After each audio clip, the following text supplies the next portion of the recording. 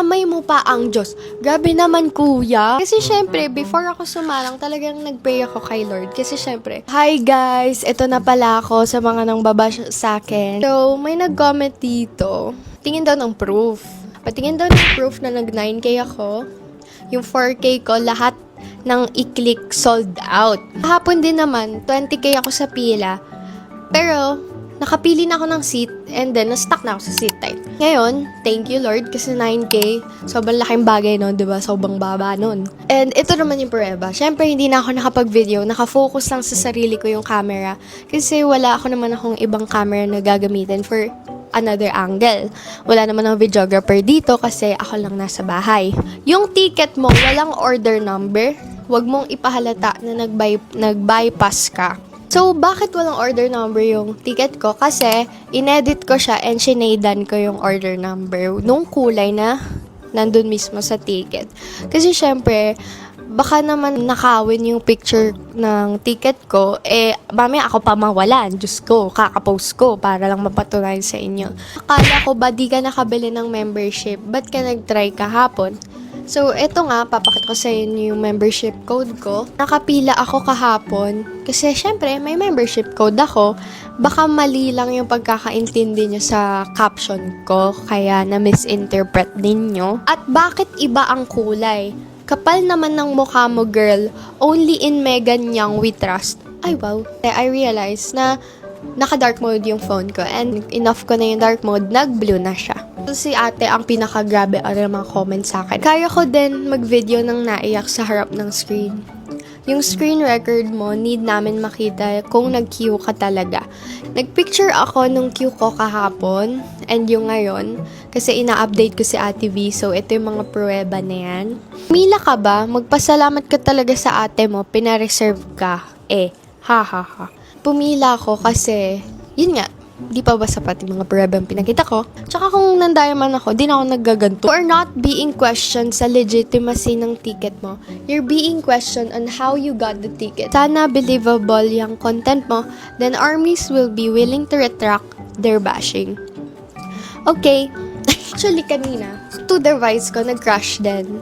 Kaya nagmadali ako mag-login kasi nung pinipindot ko na yung Live Nation na parang buy ticket pa yun, basta yun yung idadirect ka na sa Ticketmaster. Biglang kailangan mag-login. So, syempre, dali-dali ako nag-login sa laptop and iPad. So, iyon, nakapila naman ako agad. Ito naman may nagsabi, ano po sikreto? Pa-share naman po.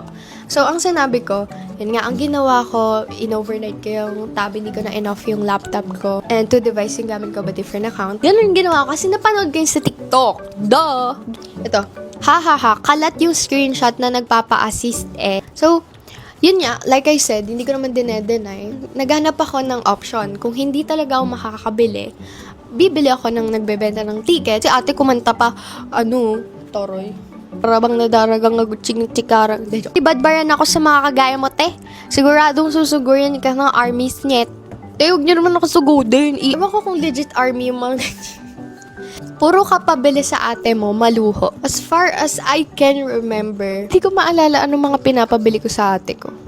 Kasi ate ko mismo nag-i-insist Pero kung bibilan ako, syempre, why not? Ate ko si ate. Nangyari na ako, guys, na magpabili. Kasi syempre, pera niya yun and she has her own family na dapat dun niya na lang ituon yung pera niya. Pero dahil mahal niya ako guys gusto niya ko bilhan ano bang magagawa ko? Tiwag! So, ayun. Paano nga ba ako pumila kahapon sa army membership? So, syempre, ang ginawa ko, nag-alarm ako ng 9 a.m. And every galaw ko, ina-update ko si Ate V kasi syempre, kinakabahan na ako. Pagpasok ko, syempre, thank you Lord kasi pang 20K ako. Akala ko wala nang chance pero tinanong ko sa friend ko na okay ba yung 20K. Mas mabilis yung naging queue nung kahapon kaysa ngayon. Ang bilis nung nauubos. Nakapili na ako ng seat which is ang pinili ko bleachers. And then, seat tight na. Doon na nagka-problem.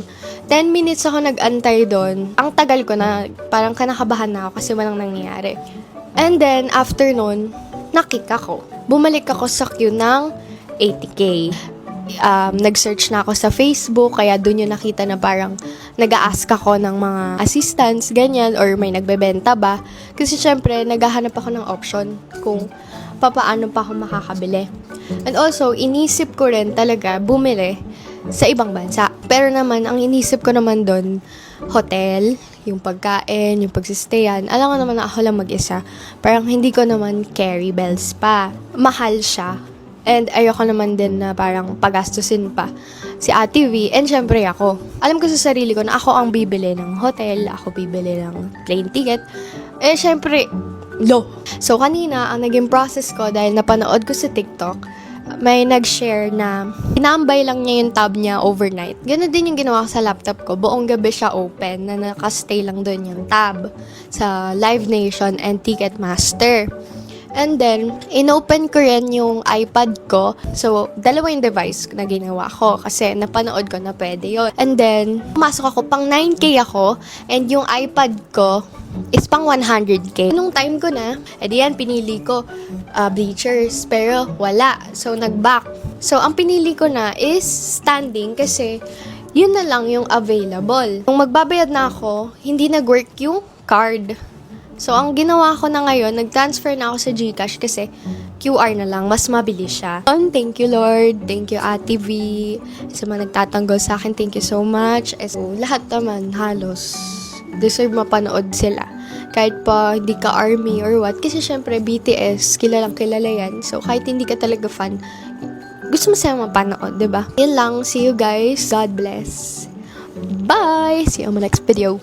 Guys, I just woke up and dumating na yung order ko from Bash. Yes! This is my first order sa Bash and I am so excited! So, ito yung new release nila. So, this is not sponsored. Bumili talaga ako dahil nakita ko yung live ni Ray Hermar. So, papakita ko sa inyo. So, this one, ito yung lalagyan ng mouse, I think. So, this is their curved case. So, limited edition daw to. So, bumili ako kasi ang ganda ng kulay. Main purpose niya na nakikita ko is lalagyan ng mouse. If nag-work ka sa mga coffee shop. So, yan. Sobrang sakto niya sa mouse. And, yun pa siya guys na mas maliit. So, I think perfect ilagay dito yung mga wired earphones. So, ang cute niya! Ito rin siya guys, oh. Pwede siya ilagay sa zipper. So, sobrang cute! Next naman na binili ko is etong sleep pouch. Feel ko, ang kasya lang dito guys is iPad mini. So, mukha siyang malaki live, pero maliit lang pala siya. So, that pala yung binili ko, yung mas malaki para mas magkasya yung iPad ko. Pero, perfect na rin to, kasi pag nagre-review ako sa labas, kasyang-kasya yung mga index card ko, yung mga pens, dito ko na lang siya balak ilagay. So, for example, itong small notebook ko, perfect na perfect siya here. Mga index card, sobrang perfect, kasyang-kasya siya here. Pero sabi sa live, ang kasya daw dito is iPad mini. So, feel ko kasya talaga iPad mini dito. And, ayun, ang ganda niya kasi ang dami niyang compartments. So, ito yung compartments niya, guys. Ayan, oh. Dalawa compartments dito sa kabila. Tapos, another compartments naman here. Ayan, oh. So, ayun lang. Shinare ko lang sa inyo yung binili ko from Bash. Like, super satisfied ako sa binili ko kasi alam kong magagamit ko siya. Since madami din talaga akong gamit every time na lumalabas ako. So, ito yung lahat ng nabili ko. Yung curved pouch and ito yung sleep pouch.